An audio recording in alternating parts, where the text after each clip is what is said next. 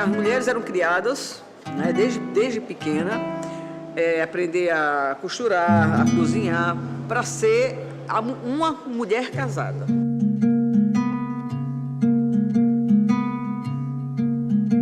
Os pais não queriam que a mulher aprendesse a escrever, a ler, para não trocar carta com o namorado. Era o pensamento do bruto do sertanejo.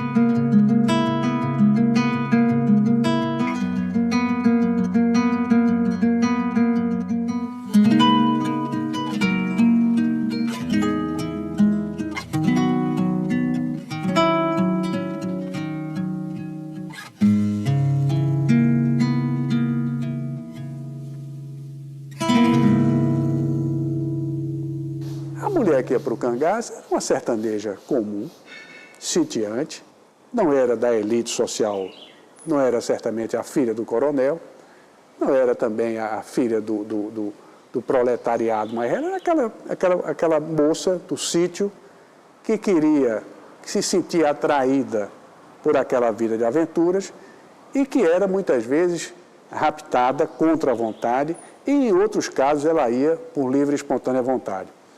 Eu sempre repenso a questão do rapto. Eu já usei até a expressão em determinada circunstância do rápido consentido, né? Existe, portanto, uma sedução.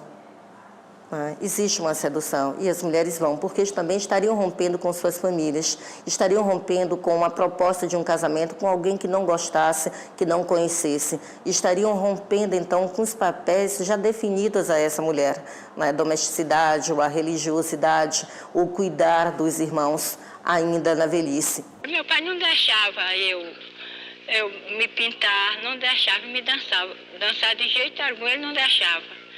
Depois que eu saí, agora aí eu dançava, penteava meu cabelo do jeito que eu queria. Conversei com a Adília várias vezes.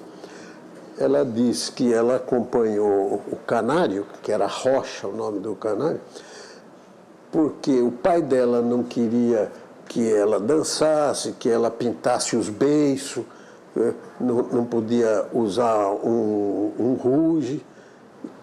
E quando o Canário a levou, aí ela teve toda a liberdade. Então, quer dizer, foi uma declaração de independência pessoal. Todos entraram pelo amor. Por exemplo, né, Dina, que já gostava do namorado dela, que era namorado antes, a Maria Bonita, e outras entraram pelo amor. Eu não entrei pelo amor, não. Duvina era filha de um coronel. Ela entrou no cangaço por amor, porque ela se apaixonou por Virgínio, mesmo contra a vontade da família e tal, ela entrou. Era uma moça rica e bonita, entrou para o cangaço. Mas é meio exceção, nem todas eram ricas, nem todas eram bonitas. Porque foi uma quantidade enorme, foram mais de 60 mulheres que entraram nos grupos, nos subgrupos de Lampião, aqui na Bahia, em Sergipe.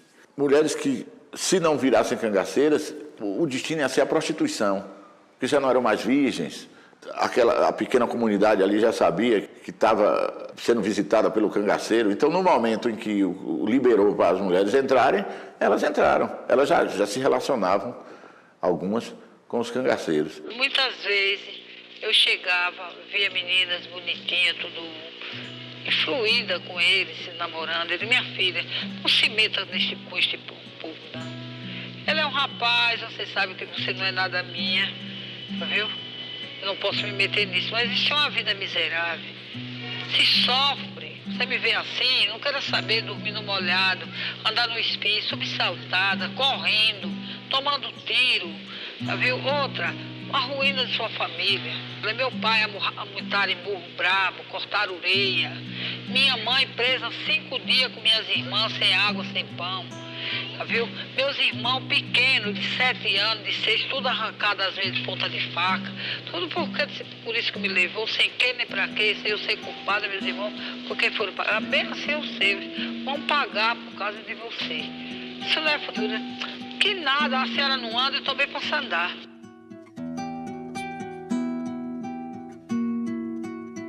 Por que não houve um cangaceiro bom? Por que não houve um cangaceiro generoso e filantropo?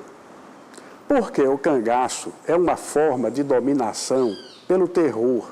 Porque o terror inibe o aparelho judiciário, desmoraliza o aparelho policial, inibe a presença da testemunha. Quem vai dar um testemunho contra Curiz? Quem vai dar um testemunho ao juiz de direito sobre uma passagem de Lampião ou sobre um mal feito de um coiteiro?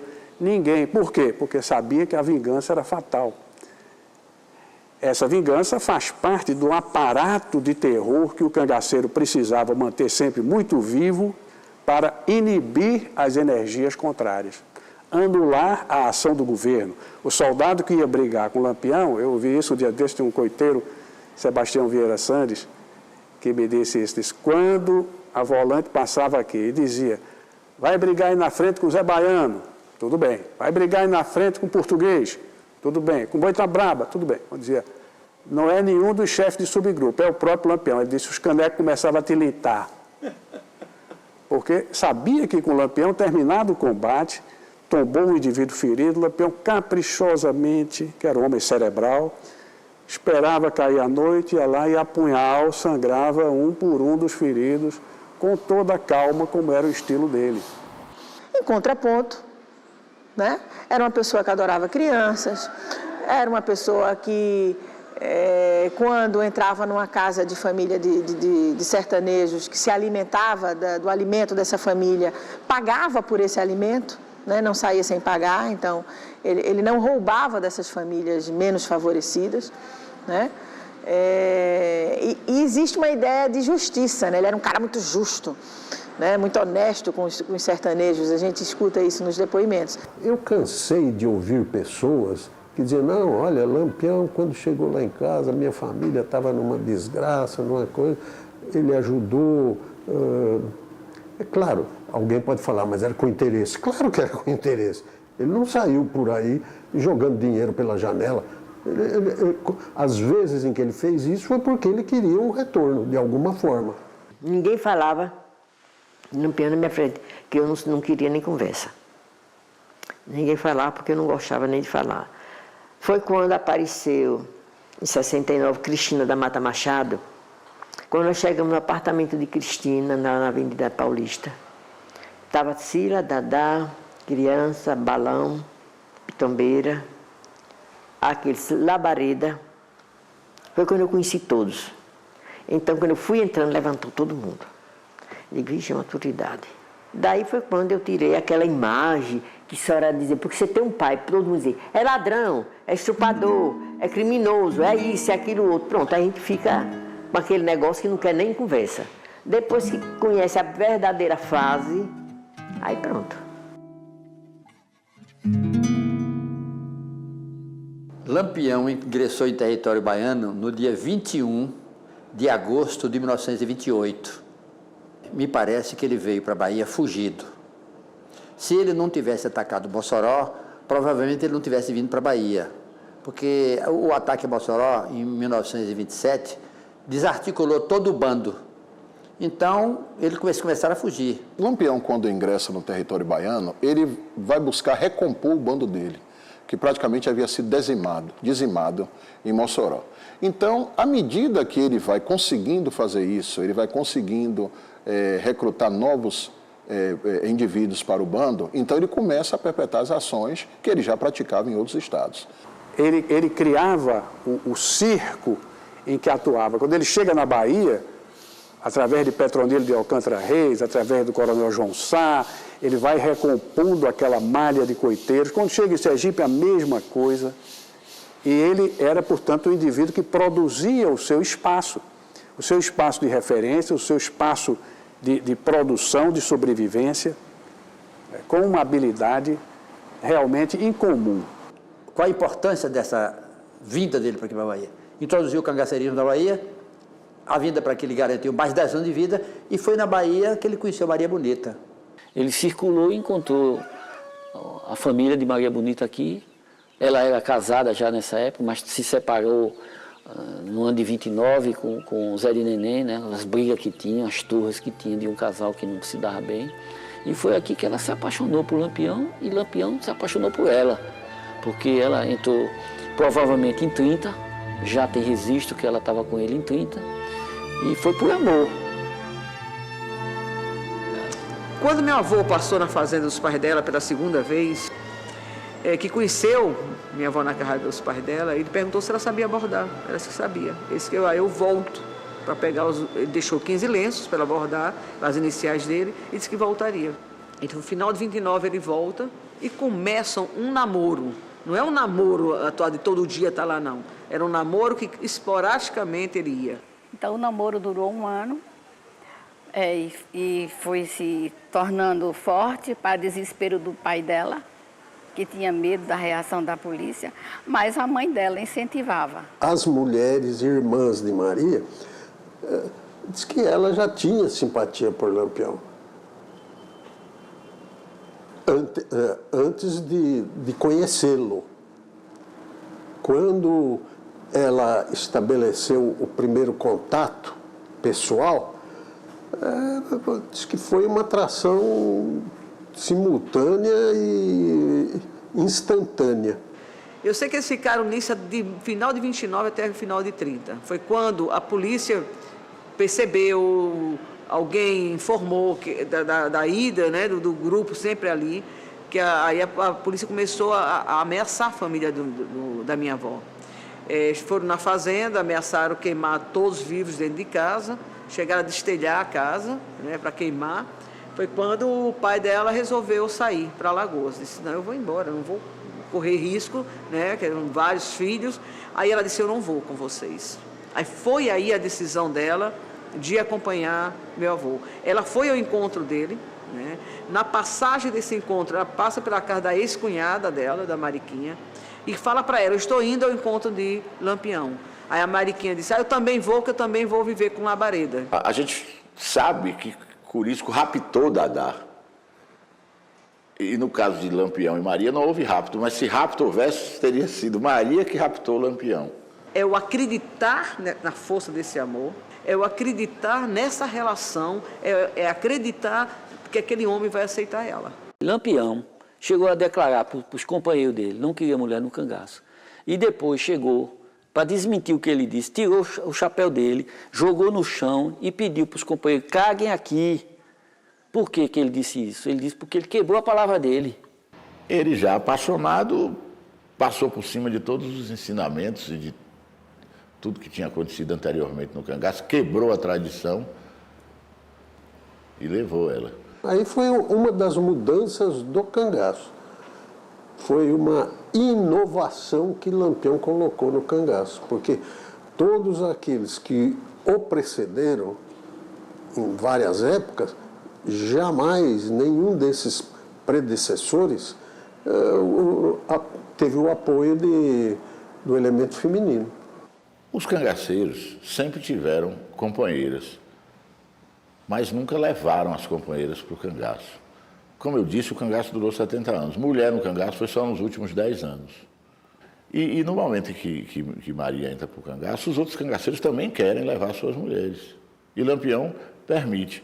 Aí eu fui, cheguei lá, o Zé Sereno disse, você vai embora comigo. Aí eu digo, que eu não vou acompanhar uma pessoa, que aqui a cidade é toda meus irmãos, é meus tios, é meus parentes. Se eu for, os macacos entram aqui, vai matar todo mundo. Ele disse, se você não for, é pior, porque se você não for, eu vou entrar lá e te carrego de qualquer maneira.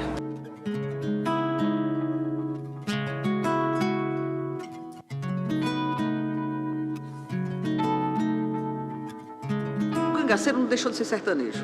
Eles continuaram com as mesmas crenças, os mesmos comportamentos, que eu acho que é isso que as pessoas não entendem, né? Eram sertanejos que entraram para um bando, um grupo de homens armados. Mas a essência e a raiz deles não deixaram a parte.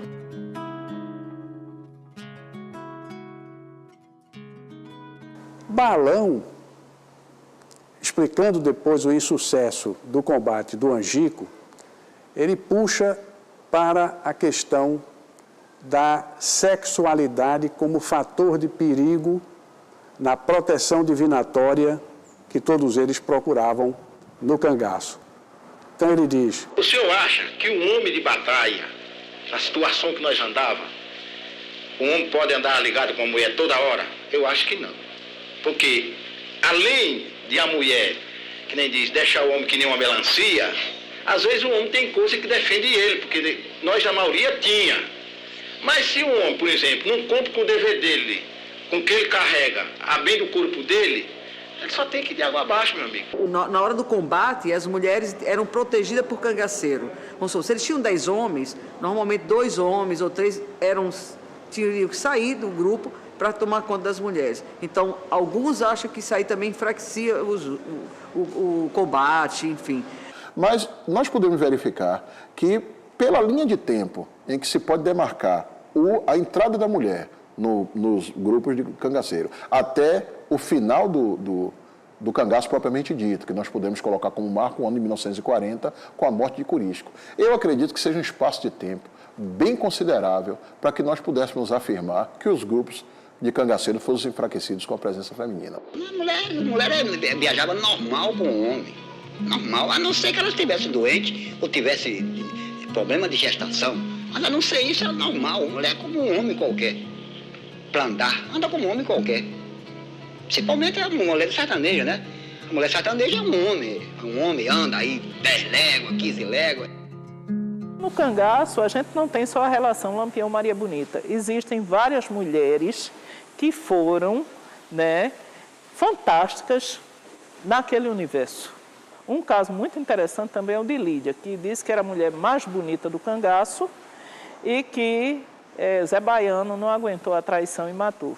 Ela foi assassinada, paulada por ele, né, de ciúme louco, que ele tratava ela com maior amor. Ele tinha ela como uma princesa para amar ela.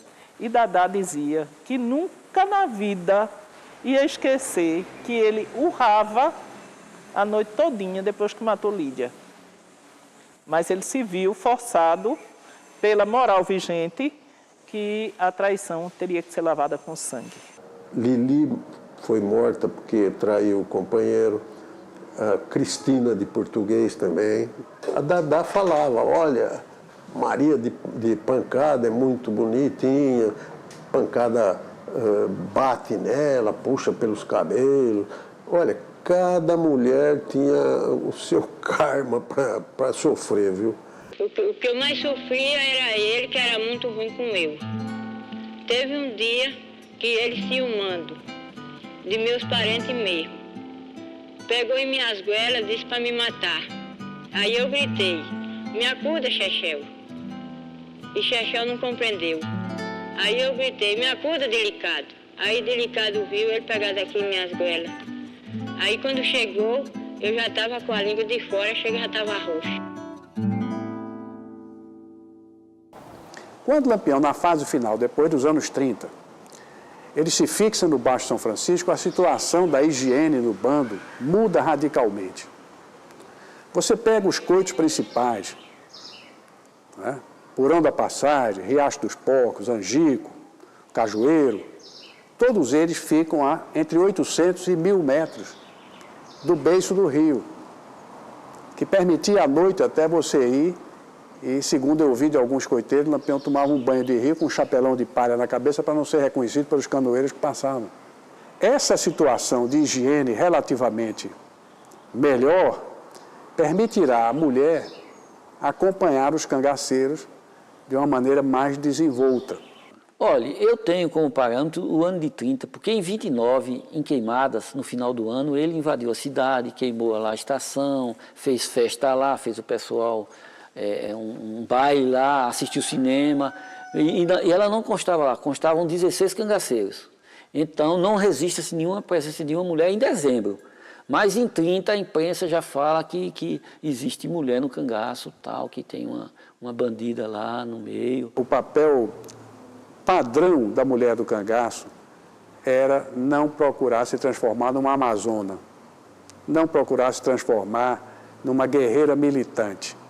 Ela era guerreira porque estava num grupo guerreiro. Geralmente elas eram afastadas, quando eles iam fazer alguma emboscada com a volante, elas estavam fora da área de emboscada, da área do combate com a volante. Todas sabiam atirar, porque era uma questão de defesa pessoal, todas portavam um pequeno revólver e um pequeno punhal, que aquele punhal era de prata para saber se a comida estava envenenada ou não, a bebida, enfim. Elas usavam pequenas armas, mas era para pequenas armas, beretazinhas que chama, para se localizar. Elas saíam na carreira, nos combates, e se localizavam, para os cangaceiros viam aquele tipo de determinado tiro e sabiam que era uma arma ligada a uma companheira deles.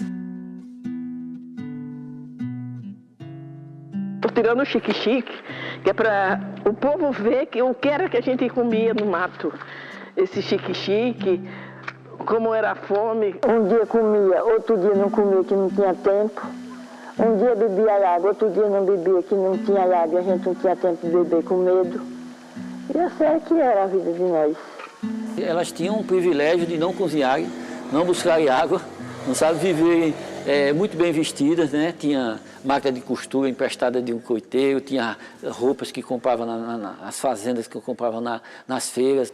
Ela tinha um status social dentro da subcultura do cangaço, que é uma subcultura da cultura envolvente, que é a cultura pastoril do Nordeste. Ela tinha um status superior. Para não ir longe, bastaria pegar se fosse uma metáfora, né? Enquanto a cangaceira usava o vestido na altura do joelho, a fotografia de Maria Bonita dando até aquilo que a gente chamava nos tempos de adolescente um lance de coxa, enquanto isso a mulher sertaneja, em geral, usava o vestido no mocotó, no tornozelo. Ela não tem a obrigatoriedade de criar os filhos. Ela é obrigada a doar as crianças, porque não pode conviver, certo? A divisão de tarefas no cangaço era uma realidade. Elas não foram para ser domésticas. Mesmo porque, se nós pararmos para analisar, eles eram um grupo guerreiro. O grupo guerreiro, até 1930, quando entra Maria, tinha que se autogerir. Então, cada um cozinhava, cada um lavava a sua roupa. Elas tinham apenas que carregar, cada um carregava seu próprio mundo, digamos assim. A casa delas era restrita ao que elas podiam carregar. Então, há uma ressignificação desse espaço, mas sim, estarão no trato com seus companheiros, serão companheiras também e exercerão alguma dessas atividades. Porque quando essa mulher diz que ela pode bordar, que ela pode fazer seu artesanato, de certa forma, ela não conseguiu desvencilhar-se das atividades pensadas e atribuídas às mulheres de modo geral. A vida da mulher do cangaço, primeiramente, respeito ao marido, para sair bem. A segunda, como eu vivia, era dirigir tudo, chamar atenção, seguir como uma dona de casa. Eu não cozinhava, eles cozinhavam. Na hora da comida eu ia dividir. Se precisava uma camisa, eu endireitava. Se tudo, uma vida como uma mulher ou qualquer dona de casa vive em sua casa, tratando do seu trabalho. É a mesma vida da mulher do cangaço.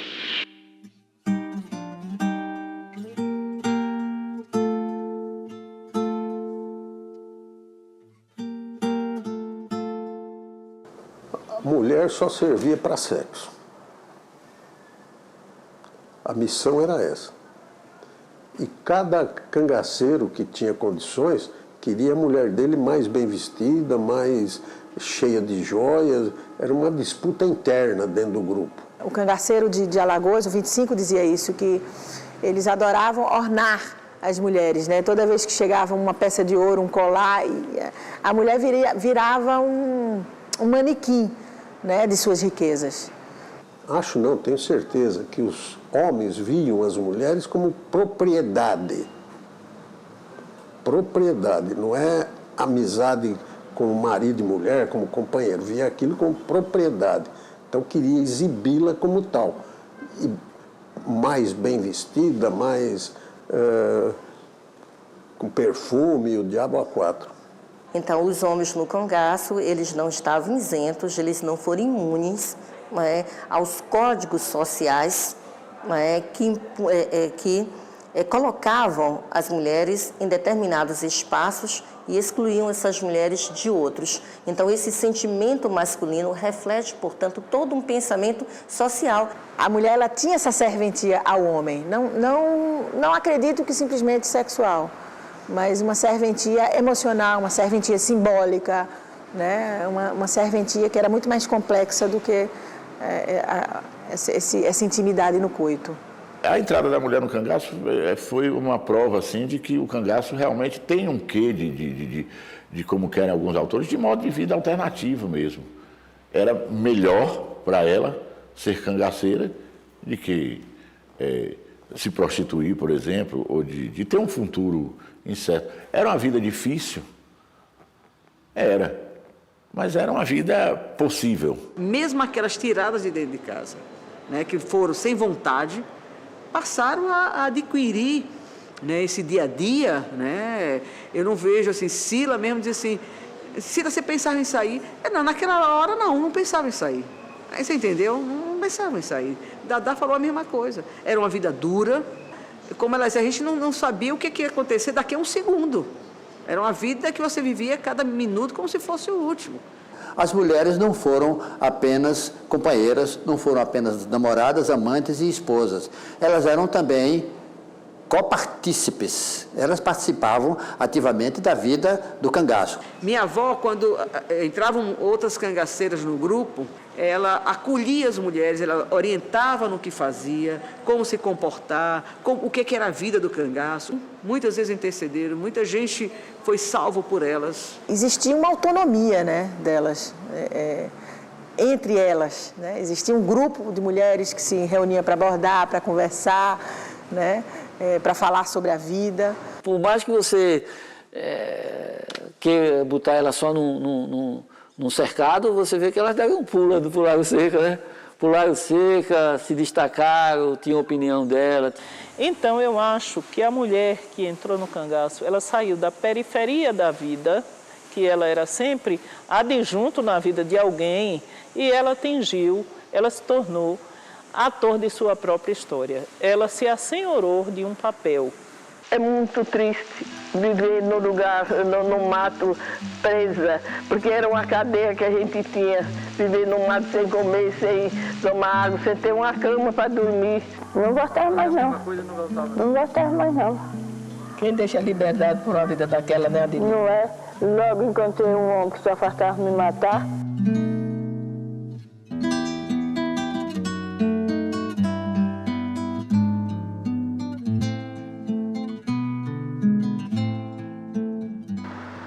E as moças, muitas carregavam pistolinha de brincadeira, de brincar. Agora, a minha arma era um revólver 38, couro de cavalinho, uma cartucheira de 2 camadas e balas, que eu carregava numa panelinha. As caixas de bala. Eu gastava muito. Dadá foi uma mulher, como as outras cangaceiras, que também tinha uma pistolinha no sutiã, para um caso de emergência. Também ficava numa espécie de atrás de uma pedra, em um lugar, com 2 cangaceiros tomando conta na hora dos combates. Mas no final, como o bando de Curisco foi o único que não se rendeu, ela teve que pegar em arma, porque ele não estava podendo pegar em arma, ele não estava podendo pegar nem num revólver. O Curisco não morreu combatendo, como na alegoria de Glauber Rocha. O Curisco morreu assassinado, tentando fugir, porque ele não tinha mais como combater. Dadá mesmo tinha medo, sim. Agora, a gente não podia ter medo, era de morrer. Tem um ditado que Curisco dizia assim, quem tem medo de morrer se enterre vivo. E uma vez que Curisco pensou em se entregar no tempo das anistias do governo Vargas, depois da morte de Lampião, que ela diz, né, a ele, se você vai se entregar, eu disse, estou pensando. Ela disse, então tome aqui minha roupa e me dê a sua, porque isso não é coisa de homem, não. Era uma mulher extremamente enérgica, dura. Né? O próprio encontro meu com ela, levado por um antigo diretor de turismo da Bahia, Antônio Tourinho, que se dispôs a me levar me lembro como se fosse hoje, Rua dos Perdões, 95A, Salvador, Bahia. Santo Antônio. É um nome belíssimo, né? Rua dos Perdões, 95A, Salvador, Bahia. Eu cheguei para ela, dona Dadá, eu sou o Frederico Pernambucano de Melo, venho do Recife para uma entrevista com a senhora. Eu disse, não, senhor. Lembrou aquele filme do Paulo Gil Soares, né? Gravador. Não, senhor, não dou entrevista não, e Antônio Tourinho é meu amigo, mas sabe que eu não dou essa entrevista, porque eu não sei que o senhor quem é, não sei se o senhor presta ou não presta.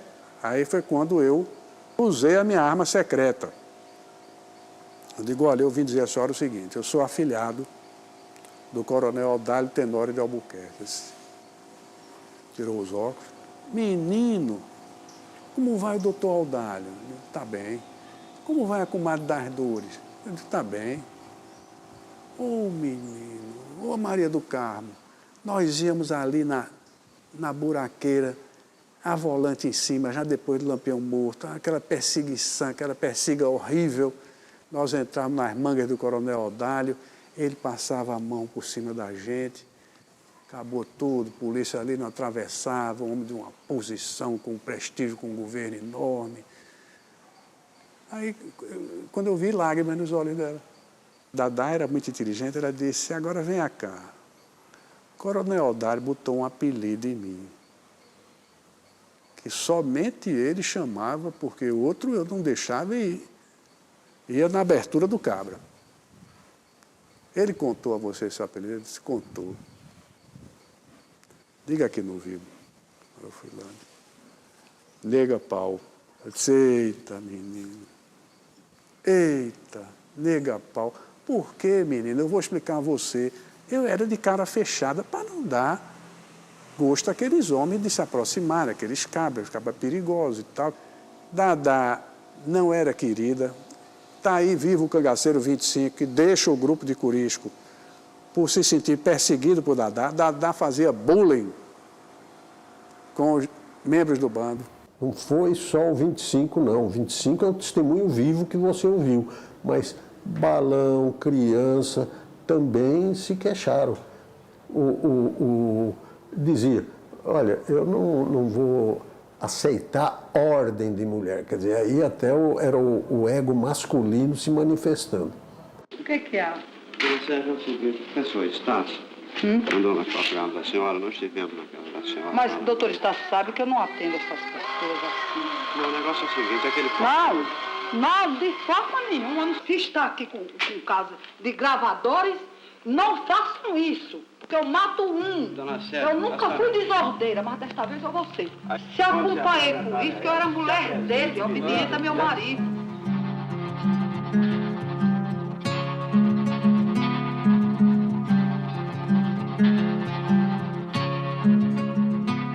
Primeiro, quando eles entravam nos povoados, as famílias se sentiam mais protegidas. É interessante, né? O que uma mulher no grupo, o efeito que faz, né? Porque quando entravam só homens, eles tinham receio, né? De levar uma filha, enfim, de ter uma bagunça, né? Com as mulheres, não. Os bandos entravam tranquilos e era aceito com mais tranquilidade pela população. Não diminuiu a forma dos cangaceiros agir, porque eles continuavam violentos quanto tantos. Essa história deles de 29 para trás e de 30 para frente não teve muito, como é que chama, apaziguamento dos seus instintos de guerreiros, não. Se o problema era a violência sexual, essa foi abrandada com a presença delas. Do mesmo jeito que uma certa, vamos dizer, pseudo-história coloca os jagunços de Antônio Conselheiro como fanáticos irremediáveis, que eram capazes de tudo pelo fanatismo religioso, se coloca o cangaceiro assim como um estuprador contumaz. Isso não tem veracidade histórica, não. Eu pedia que não matasse ele, não. Pedia, minha gente, por Nossa Senhora, não mate esse rapaz, não. Por o leite que mamou, não mate esse rapaz, que faz dó matar um rapaz desse tão inocente. Aí disse, porque então se você quer morrer, quem quer morrer é você. Eu disse, não, senhor, Eu não quero morrer, mas também uma coisa dessa também não se faz. A pessoa sem saber assim e no instante matar. Não, aqui não tem pedido. Para não matar este, não tem pedido. No caso de Zé Baiano ferrar aquelas mulheres lá em Canindé, do São Francisco, aí perto de Piranhas, aquilo ali, por que aconteceu? O problema foi cabelo. Que Lampião não queria que cortasse cabelo, que achava que era mulher mundana, mulher ponta de rua, não sei o quê. Então, ele queria que as mulheres andassem na linha correta, traçada pela mente dele. O negócio tem que ser assim. As mulheres fizeram uma carta desafiando que o cabelo era delas e elas faziam o que queriam com o cabelo. Zé Sereno foi incumbido. Lampião falou, pega aquelas mulheres lá. Aí ele chegou, Maria Marques foi uma. Olha, o capitão está chamando. Que capitão? Capitão Lampião. Nossa senhora, não, é Lampião mesmo. E pegou e levou para a presença de Lampião. Aí Lampião deu uma reprimenda e o Zé Baiano ferrou. São fatos que a gente não pode generalizar, porque são fatos isolados. Eles não viviam ferrando todas as mulheres que cortavam o cabelo também. Eu não tenho conhecimento disso, não. Tem um caso específico, eles invadiram a cidade, a polícia foi enganada, foi atrás deles, eles encontraram a cidade desguarnecida. Para mostrar a autoridade, Zé Baiano fez isso com as mulheres. Tá?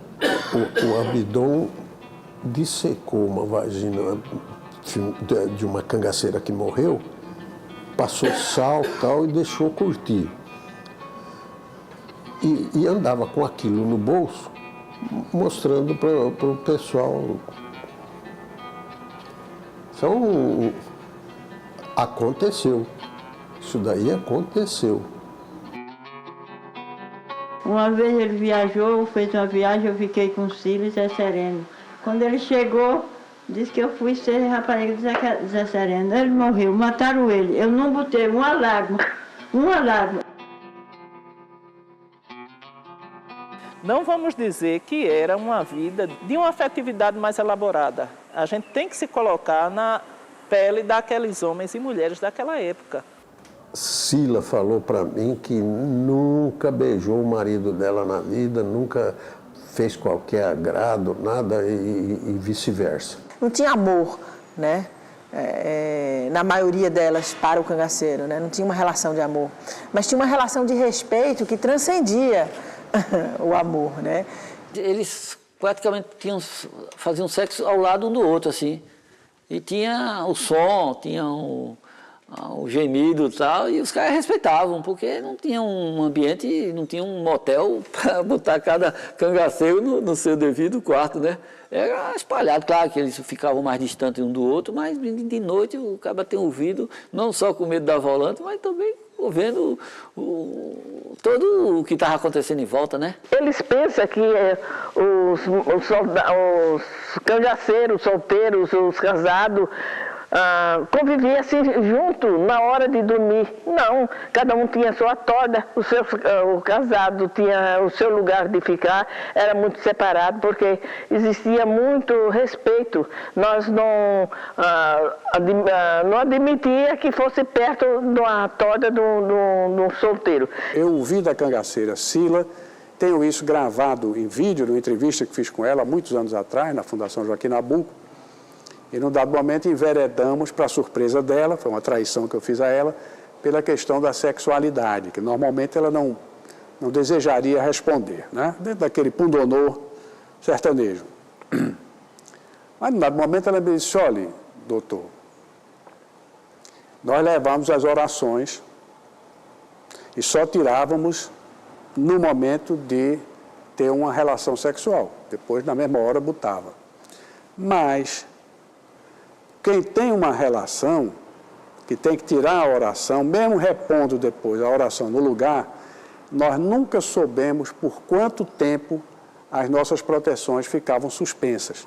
E nós só tínhamos relação, portanto, quando havia a consciência completa de que os macacos estavam muito distantes, mais de um dia de marcha, e que nós não teríamos nenhum risco com aquele momento de prazer. Agora parece que não tiravam a roupa, elas não tiravam a roupa, suspendia a saia e tal. E os homens também não tiravam a roupa, ficavam equipados, que eles diziam, né? E eu me recordo até, quando ela contou isso, eu fiz uma contra-pergunta ao que ela dizia, digo, mas, dona Cila, quer dizer então que, sob esse aspecto, a vida do cangaço não era boa, não. Ela disse, não era não, tudo novo, né? Querendo e tal, e não podia não. Eu digo, e assim, ela disse, era assim, de mês em mês. Incrível, né?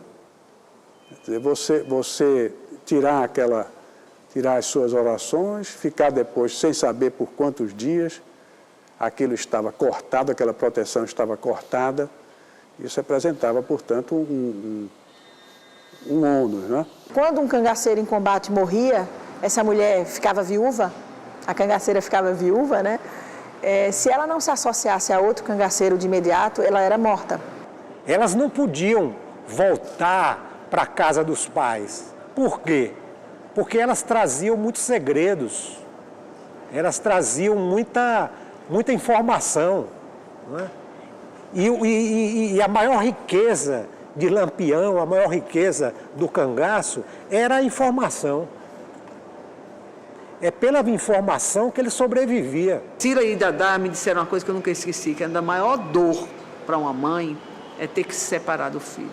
E todas as mulheres no cangaço davam os filhos. Porque as crianças não podiam acompanhar os pais. Primeiro que era um chamariz para volante. O choro da criança, enfim. E todo um ambiente que eles viviam não era propício para que se criar uma criança, né? E minha mãe mesmo, quando minha avó teve minha mãe, com 21 dias foi dado a um casal de vaqueiros. E via esporadicamente os filhos. Para não ter menino para abortar, eu bebi Juazeiro, Pereiro, Ani, Marcela. Só bebi essas 4 remédios. E não abortei, o menino teve que nascer. Dadá teve 7 filhos no cangaço.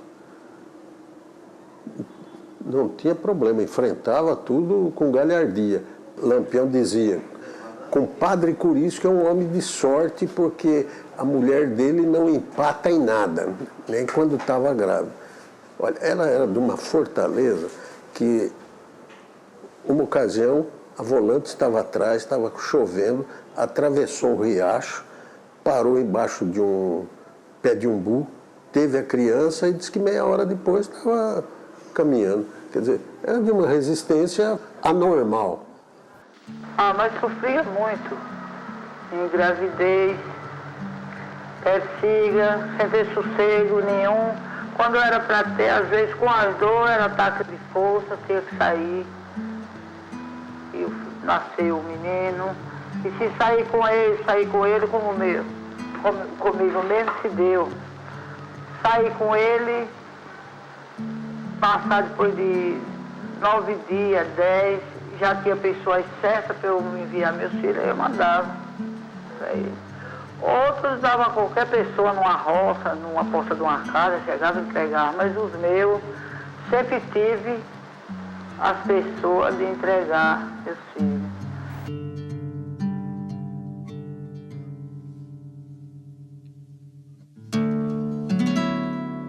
Ela elogiava muito Curisco como homem, como pessoa e como alguém que trata bem o outro. Porque Dadá tinha uma coisa, ela não falava de coisa ruim de Curisco, entendeu? De alguma coisa assim, de maldade, de covardia, de Curisco, não tocar no assunto. Curisco sempre foi o herói. Mas tudo não era bem por mim. Eu fazia mais isso pelo amor que eu tinha àquele homem, que eu não sei. Porque quando eu imaginava de Curisco morrer, eu virava maluca. Por ele eu brigava, eu jogava pedra. Ela me disse que gostava muito de dizer a Curisco, seja como Lampião, fique mais atrás, haja como um general. Repare, Lampião tem um binóculo, você não tem. Porque Curisco era mais afoito, ia mais na frente. O Curisco Eu acho que pode-se dizer que no fim era um joguete nas mãos de Dadá. E quando ele perdeu os braços, aí é que enrolou de vez. Na confusão do tiroteio final, que ela toma um tiro na perna, vem para Salvador, para cortar a perna aqui em Salvador, e o corpo de Curisco com eles, isso ia demorar, enterraram Curisco, onde hoje é a cidade de Miguel Calmon. Não sei quantos anos depois, quando ela consegue tirar a cabeça do museu para enterrar, agora faltava o corpo. Ela disse, eu sei onde está, aí levaram ela em Miguel Calmon, ela chegou lá e disse, pode cavar aqui que o corpo de Curisco está aqui. Quando cavaram, estava lá. Ela achava que o espírito de Curisco andava inquieto, andava um tanto quanto sem paz. A maneira como ela entrou foi muito violenta, né? Curisco roubou ela, como se roubava as mulheres dos índios. No dia que raptou, botou na garupa do cavalo, correu horas e mais horas, e depois ele a violentou. Ela disse que ficou uma semana com febre. Ela odiou Curisco, por isso. Ela tinha 13 anos, era uma menina. Depois foi, entre aspas, amansando, né? Foi como uma cabocla raptada e terminou aceitando a situação. E, de repente, era uma das pessoas que estava mais à vontade ali naquele ambiente. Ele ensinou ela a ler, o que era impensável naquele tempo. Ele transformou Dadá. Ele conseguiu ultrapassar aquele ódio que ela tinha e transformou em amor. Dadá, ela é raptada, ela é estuprada por Curisco, né? Ela é tirada da sua família. Ela entra no bando odiando Curisco, mas quando ela é entrevistada anos depois, ela vai dizer que Curisco é o amor da vida dela. Olha, como ela pode se apaixonar, um homem que a violentou, mas depois, posteriormente, conviveu, passou a tratar bem, né? E aquele momento, eu não diria que ele tinha sido esquecido, mas fica, então, num passado, e o que passa a prevalecer é a sua relação doravante ao cotidiano, são as promessas feitas, né? As simbologias, os presentes, os mimos, então, dados, a liberdade, então, conferida. Veja, Dadá, depois que saiu da cadeia, casou com seu Alcebiades, que foi o marido dela, e ela respeitava muito esse homem. Ela deixa de ser Dadá e volta a ser Dona Sérgia da Silva Chagas.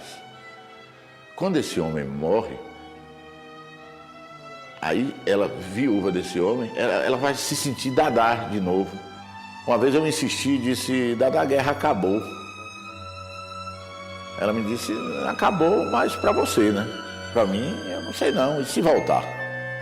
Quer dizer, ela tinha um certo sentido de alerta, né? Porque Maria morreu, Lampião morreu, Curisco morreu. Desse staff aí, quem ficou foi ela. E ela, no final da vida, ela tinha essa consciência do que é que ela representava. E aí isso deu a ela uma condição de dizer, eu sou Dadá mesmo.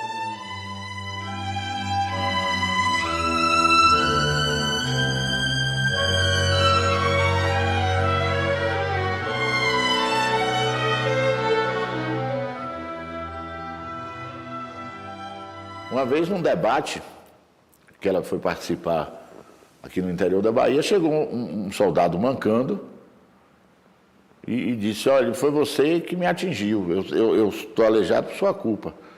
Até ela respondeu, disse, sorte sua, porque eu atirei foi para lhe matar. Eu mirei foi no seu peito. Ou ela matava ou ela morria. A representação é essa, representação e prática.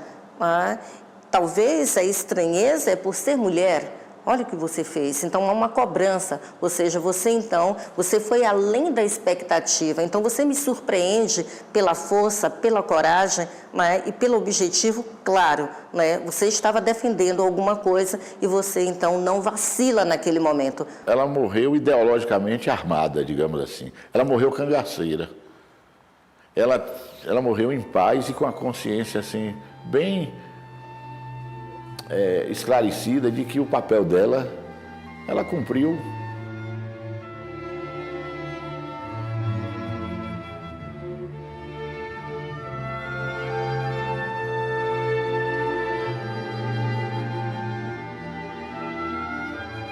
Quando Dadá entrou no bando, ela bordou o cangaço e ela deu luz e vida e cor aos dois sexos. E foi impressionante, porque aqueles homens rudes, machos até debaixo d'água, como se costuma dizer, eles se enfeitaram.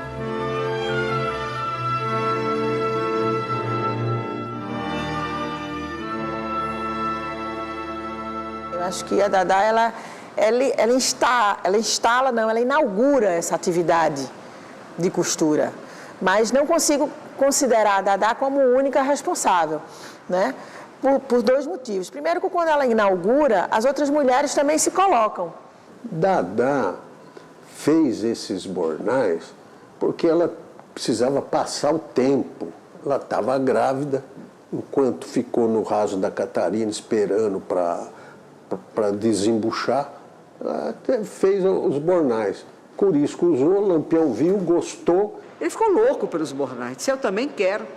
Né? Aí eu faço para o senhor, capitão. Cangaceiro usava 4 bornais, 2 menores e 2 maiores. Ela fez 2 para Lampião. Aí, quando o Lampião pegou, comadre, a senhora tinha que fazer o jogo completo. Aí ela pegou e fez. E a partir do momento que o chefe usa, todos usam. Isso é inevitável. E aí cada um começou, as mulheres começaram a fazer para os seus homens, para elas, da maneira que você achava que poderia. Há inúmeros depoimentos de cangaceiros dizendo que entraram no bando pelo fascínio que aquele traje exercia. Como até hoje você chega no sertão e se você quiser alegrar um matuto é dizer a ele que ele pode andar armado.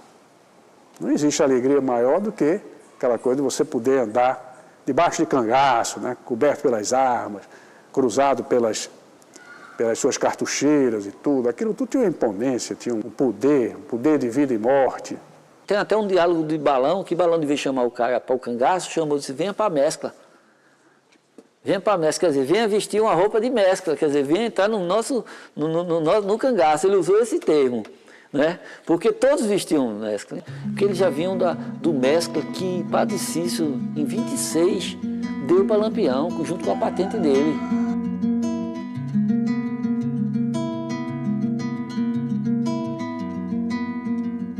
Quando o Lampião recebe a patente, né, uma falsa patente de capitão, ele recebe também um traje de mescla azul acinzentada, que é como um jeans, né, um brim, e ele começa a se uniformizar, na realidade. Ele percebeu que aquela roupa era o ideal para eles andarem na caatinga.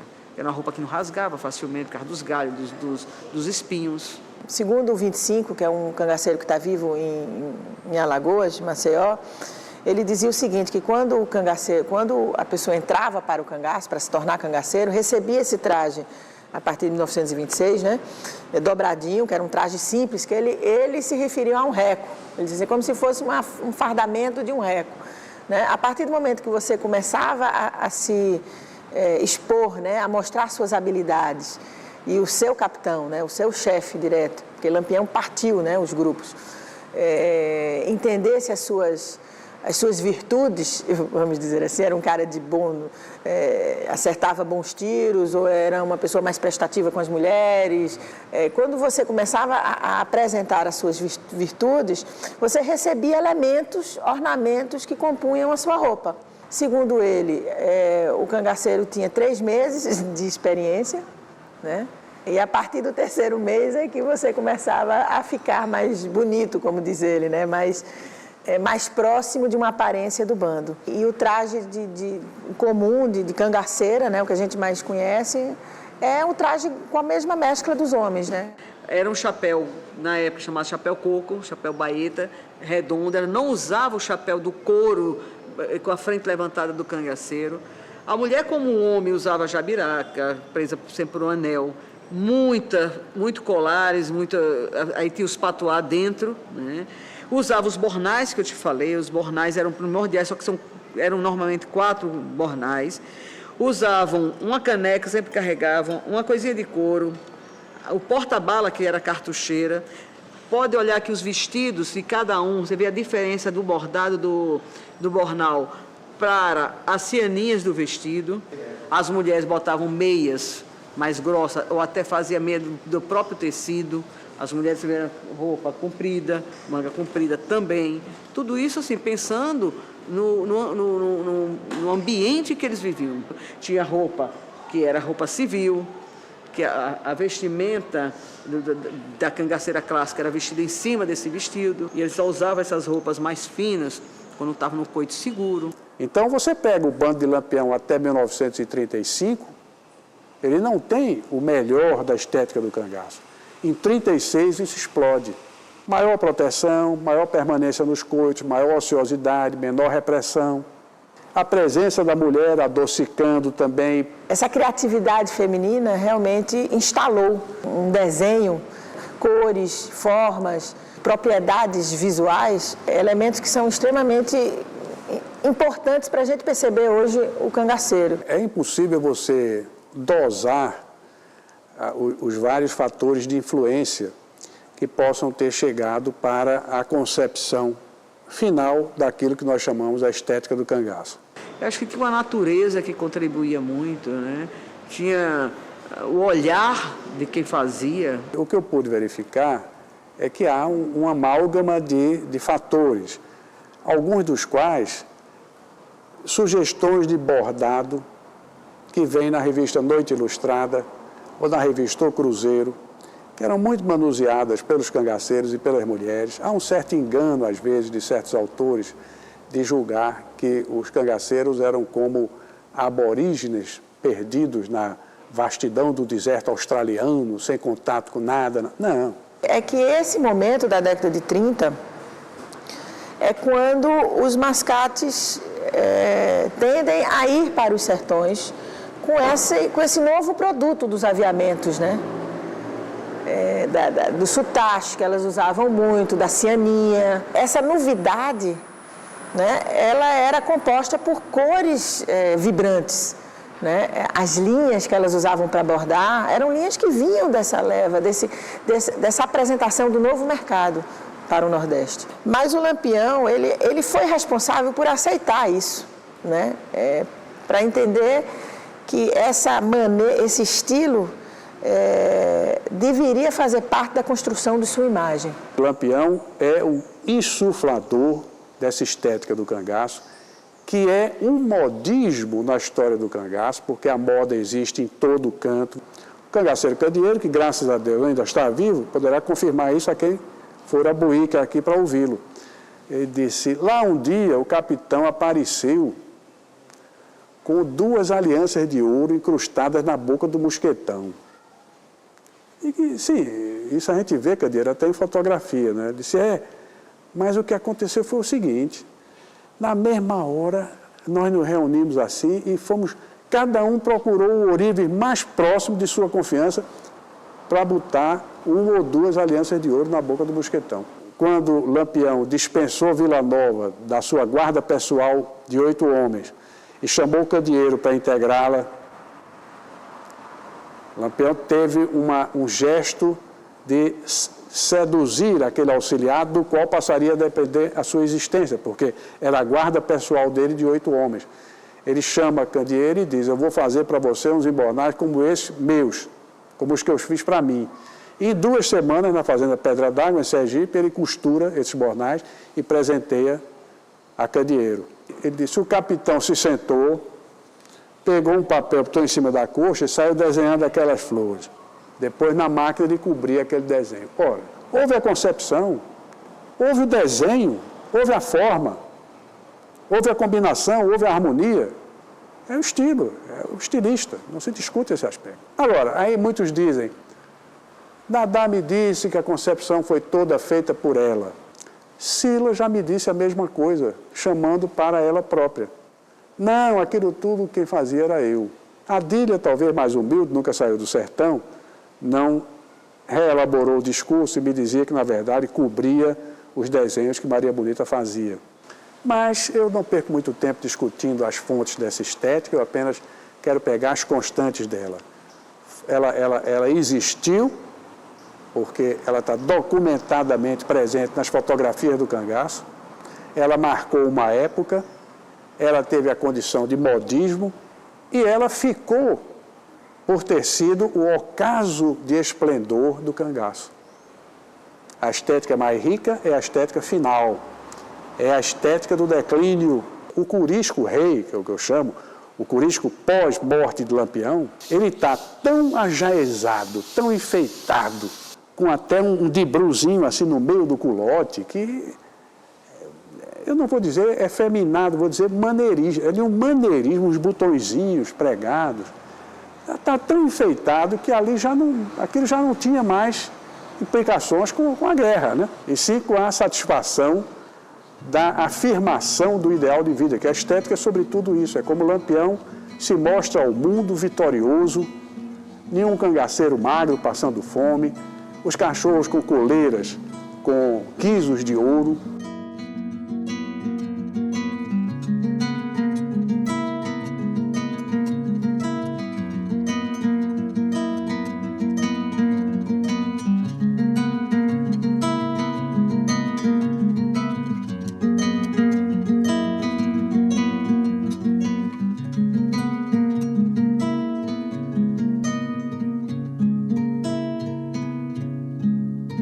Satã rogou a Lampião para sair do seu inferno. Lampião foi camarada, foi para a porta do céu eterno. Mas São Pedro se benzeu e lhe pediu para sair terno. Como sempre acompanhado por sua Maria Bonita, Curisco mais Luiz Pedro e outros cabras da batida. É o vento que tudo varre sem ter pouso guarida. O cordel, por vir de uma época machista, sempre tratava era o homem. Por exemplo, Jesuíno Brilhante, Antônio Silvino. Aí não tinha mulheres no bando, claro. Rodolfo mesmo topou com Lampião de cara, numa estrada. Já pensou se ele faz... Lampião lia folhetos, Curisco lia folhetos, Dadá me disse, mandava comprar nas feiras. E já pensou, vendo um folheto, você é o fulano que falou isso e aquilo outro e tal. Então descrevia assim de uma forma geral. Às vezes não entrava em certos pormenores. Hoje você pega, tem muitos poetas novos e muita gente que fala da mulher no cangaço. Inclusive mulher falando de cangaceiras. A imprensa demorou um certo tempo para absorver as informações de que existiam mulheres acompanhando o grupo de Lampião. Como as mulheres não participavam ativamente de combates, não havia uma informação positiva. Podia-se dizer que eram boatos, que olha, Lampião tem mulheres, não sei o quê, até que depois realmente foram confirmados. A mídia, ela tratava essas mulheres da seguinte forma, que elas eram pessoas vítimas, que foram extraídas de suas famílias de maneira brutal. Elas eram vítimas porque elas eram prostitutas, quer dizer, vítimas da sociedade, né? Porque não conseguiram empreender um projeto que a sociedade entendia como interessante, né? Constituir família e etc. Quer dizer, eram prostitutas e mulheres que eram separadas, né? dos maridos, como a própria Maria Bonita era separada, né? Então, eles construíam uma imagem muito negativa dessa mulher. Os jornalistas se referem algumas vezes a Maria como uma mulher de seios caídos, flácidos. Quer dizer, eles se detêm em detalhes que não tem nada a ver com a história.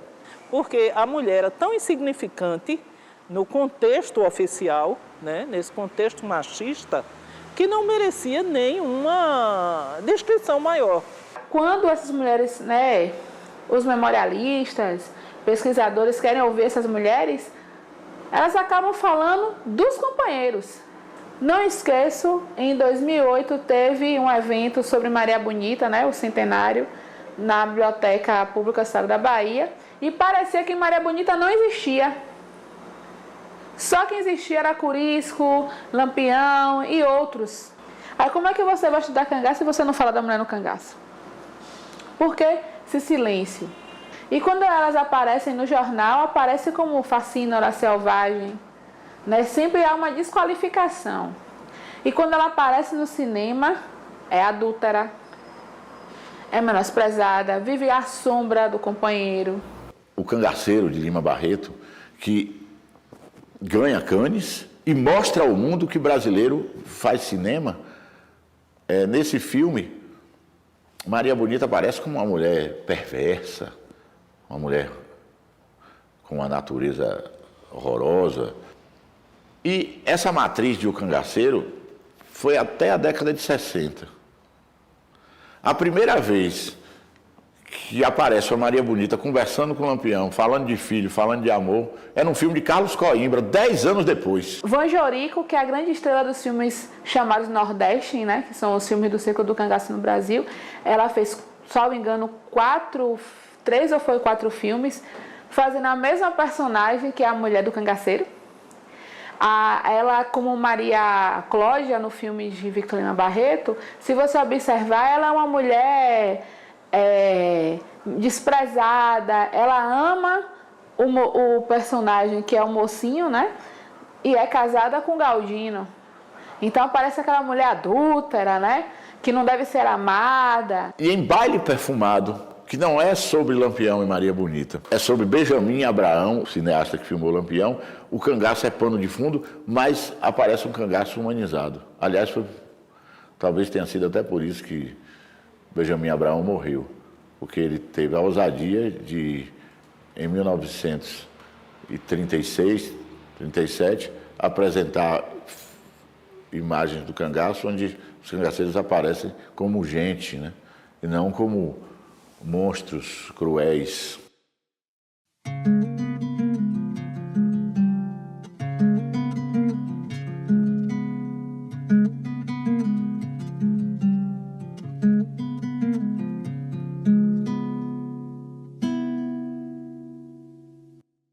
Ela nasceu Maria Gomes de Oliveira e era chamada pela família, pela redondeza, de Maria Déa, porque a mãe chamava-se Déa e chamava Maria de Déa. E com o tempo passou a ser chamada de Maria Déa, quando conheceu o Lampião.